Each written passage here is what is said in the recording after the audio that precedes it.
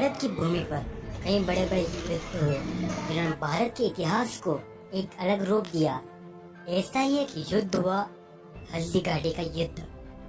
यह युद्ध बेहद ही चर्चित युद्धों में रहा और एक प्रश्न हमेशा बना रहा कि आखिरकार हल्दी घाटी का युद्ध किसने जीता। आइए दोस्तों जानते हैं हल्दी घाटी युद्ध के बारे में। हम चलते हैं इतिहास के उसी पुराने दौर में।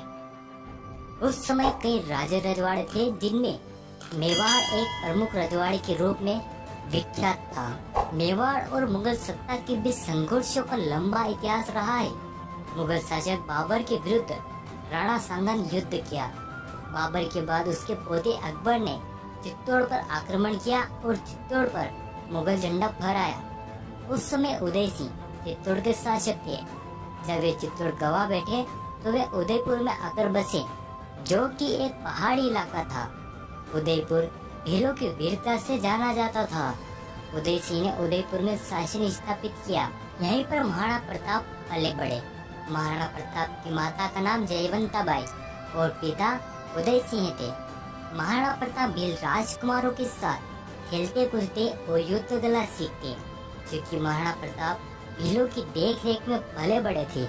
इसलिए भीलों ने महाराणा प्रताप को कीका नाम दिया, क्योंकि भील अपने बच्चे को कीका का कहीं पुकारते थे। महाराणा प्रताप के पिता उदय सिंह ने अपने छोटे बेटे जगमल को गद्दी सौंप दी थी, लेकिन जगमल सिंह ने अपने घमंडवश जनता पर अत्याचार करना शुरू कर दिया। जगमल में डरपोक और भोगी विलासी था, यहाँ तक कि उसने महाराणा प्रताप का भी अपमान किया। उदय सिंह के बाद मेवाड़ के समस्त सरदारों ने एकत्र होकर महाराणा प्रताप को मेवाड़ का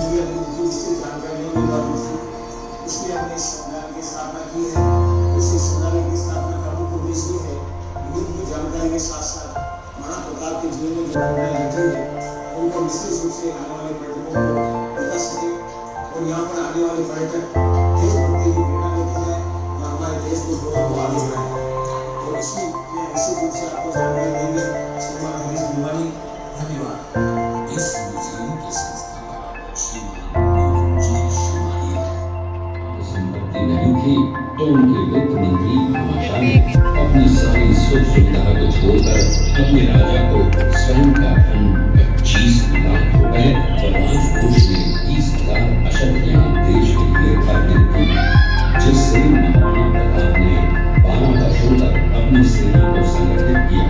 सैन्य शक्ति को बढ़ाया और निर्माण मातृभूमि को आजाद करवाया। कलकतियों में महाराणा प्रताप ने अपने गुरु से शिक्षा प्राप्त की थी। ये किला 12 वर्ग किलोमीटर में फैला हुआ है। इस किले पर जब भी विदेशी आक्रांताओं ने आक्रमण किया और उस आक्रमण में कोई भी राजा व सैनिक वीर गति को प्राप्त कर लेते तो उनकी पत्नियां वीरांगनाएं अपने सतीत्व की रक्षा करने के लिए जलती हुई अग्नि में कूद प्राण को त्याग देती थी, जिसे हम जौहर कहते हैं। चित्तौड़गढ़ में 3 मुख्य बड़े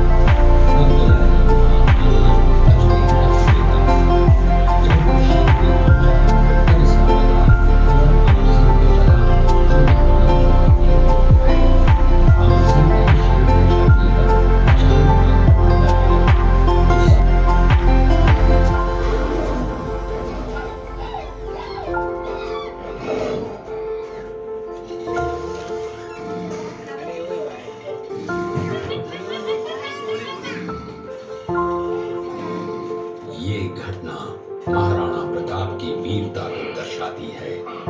एक समय नरभक्षी बाघ का आतंक छाया हुआ था।